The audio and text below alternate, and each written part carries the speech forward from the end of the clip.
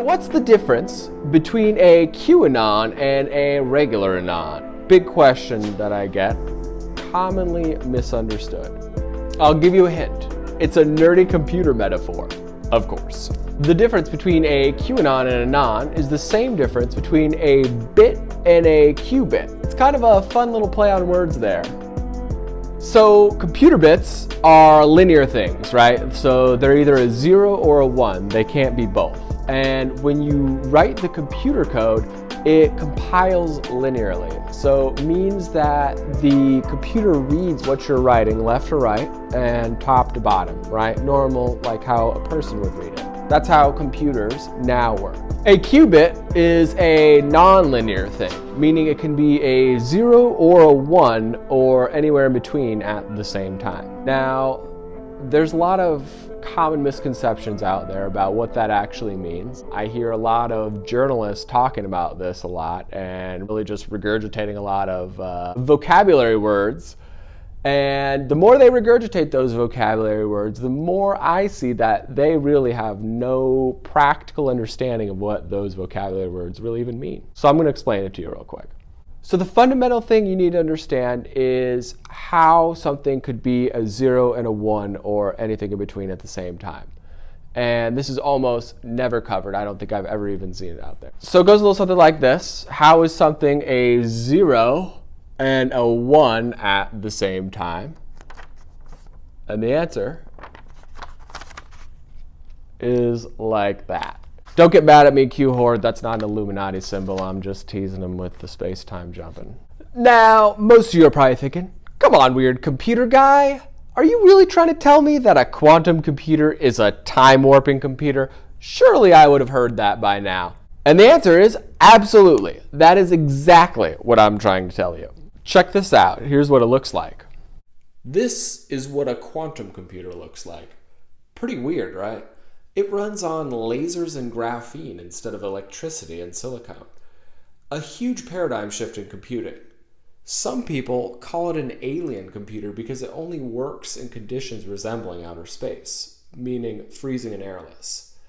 These oil drum barrel looking things that they go inside are a cryogenic vacuum freezer that sucks out all the air pressure and cools the quantum computer down to around 460 degrees below zero, the temperature it needs to be able to operate. So what does that mean in practicality in real life? How does that affect how we work with computing? What that means that a quantum computer can look at a lot of different options at the same time. So a quantum computer can be in 2 to the number of qubits states at one time, right? So if it's a 1 qubit computer, it's 2 to the 1 power, right? 2 states at once. If it's a 2 qubit computer, you could be in 4 at once. If it's a 3 qubit computer, you could be in 8 at once, and so on and so forth down the line until you get to an unimaginably huge number. Google currently has a 72 qubit quantum computer, meaning they have a computer that can be in 2 to the 72nd power simultaneous states at one time. So what that actually comes out to is 16 sextillion. Whoa! Now a lot of you are probably thinking again, come on, weird computer guy, that's not a real number. You just made that up. A sextillion? Get out of here. But that's not true. I actually didn't make that number up. A sextillion is totally a real thing. It goes million, billion, trillion, quadrillion, quintillion, sextillion. Right? Because sext is the Latin word six. So again, just to try to help you wrap your head around how unimaginably huge that number is, let's write that out. Right? So we're going to start over here. That right there is 1 million. There's a billion, a trillion, a quadrillion, a quintillion, a sextillion. Yeah, it's like that. So this is how many simultaneous states or how many options Google's quantum computer can be in right now at one time. Using that technology, Google was able to take a problem that would take all of the supercomputers on Earth 400,000 years to solve, and they were able to solve that problem in 3 minutes. 3 minutes! Pretty spooky stuff, huh? And if I was to compare this technology to a person, like where it would be at in its life, it would be in the 3rd trimester. Meaning, if it was a human baby, it would not even have been born yet. So you can only imagine where this technology is headed. And you can also try to imagine, or maybe not, where the military is at with this stuff, considering they're 30 years ahead of the commercial sector. So if you tie a bunch of quantum computers together, you get what's called the quantum internet. And if you subscribe, we're going to be doing a series on all of the fun, neat, exciting, and very spooky things that this quantum internet can do, including one of my favorite features I like to call instant messaging from the future. A super helpful feature for IT guys trying not to get murdered by the Royal Death Racket.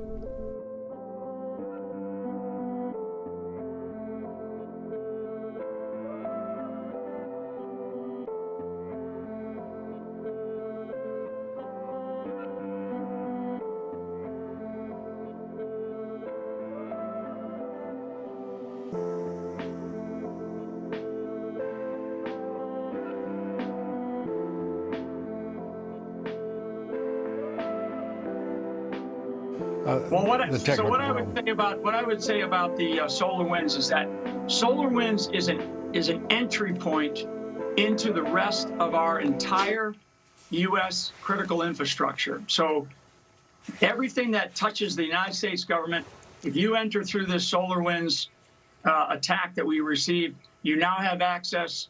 You basically have keys to the vault, and you're inside of you're inside of our home, and you're able to rummage around and do damn near anything. So it's a very, very serious attack. I would say on one hand, okay. On the other hand, we cannot be distracted because this attack, we now, I believe, we've known about it for about 6 months, the way I understand it. So when we talk about our election security, Lou, I think that this is all part of it, because there is a relationship between this solar winds attack, which has basically penetrated our entire critical infrastructure, as well as our election security. So we have to look at everything that we're doing, and we have to, everybody's got to take a deep breath and back up and say, okay, with all of the egregious behavior that we have seen on our election security, we cannot stand for foreign influence, which we have direct evidence of foreign influence. We also have evidence now from other countries, other foreign partners who have evidence. In fact, they were watching the attacks on our election system, our election process on the 3rd of November, and they are willing to provide that directly to the president. So we now have that evidence, and we received that today. It's very, very important. So there are foreign partners and allies that are willing to help us, but this foreign influence against our election security and into this solar winds system is really, really dangerous, and more has to be done.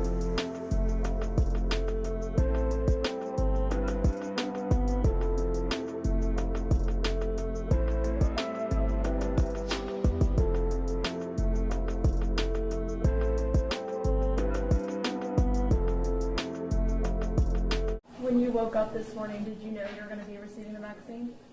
I did, yes. So, all of my staff, we are excited to get the vaccine. We are in the COVID unit, so therefore, my team will be getting first chances to get the vaccine. And I know that it's really, I'm sorry, I'm feeling really dizzy. Oh, I'm sorry.